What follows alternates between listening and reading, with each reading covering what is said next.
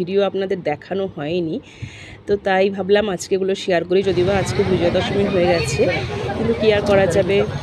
তো আমি এখানে মোবাইলটা সারিয়ে এনে তারপরে আমরা ফুচকা খেয়ে নিলাম।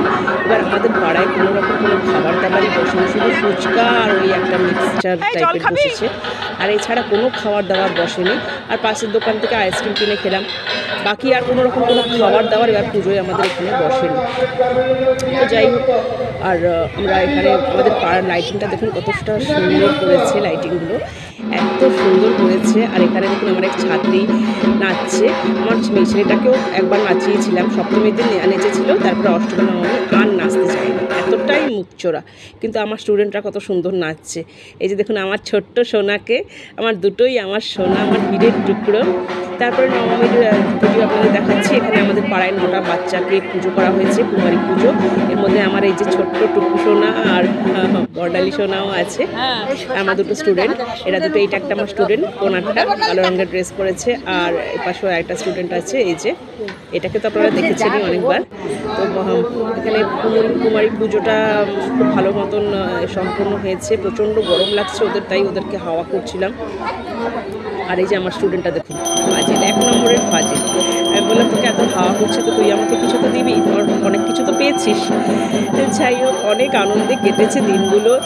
প্রথম মনটা খুব খারাপ লাগছিল আমার, একটা কিছু কারণে, পার্সোনাল কারণে। কিন্তু যত আগে গিয়েছে অষ্টমী, নবমী, দশমী খুব ভালো কেটেছে। আর আমাদের পাড়ায় যে পুজোটা হয় খুব সাত্ত্বিকভাবে পুজো হয়।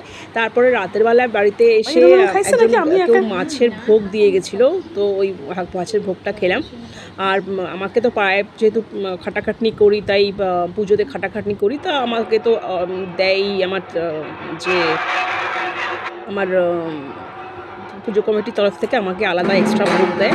আর আমার বৌদি আজকে রান্না করেছিল ভাত আর মাটন আর রাইস, দারুণ মাটনটা হয়েছিল। মাটনটাকে খুব এত বেশি সময় একটা লাগেনি সেদ্ধ হতে, খুব কড়াইতে কষিয়ে রান্না করেছিল।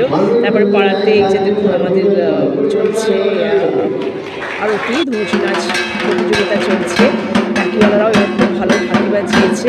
সব মিলিয়ে মোটামুটি দারুণ একটা পুজো কেটেছে এবার।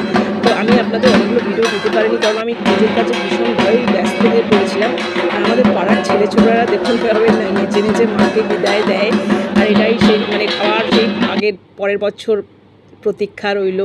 তো ঠাকুরকে এসে দিয়ে দিলাম একটু মিষ্টি খেতে। এবার আর ঠাকুর কিছু রান্না করে খেতে দিতে পারছি না, কারণ প্রচণ্ড ব্যস্ত। আর এই যে এটা দেখুন আমাদের পাড়ার গেট।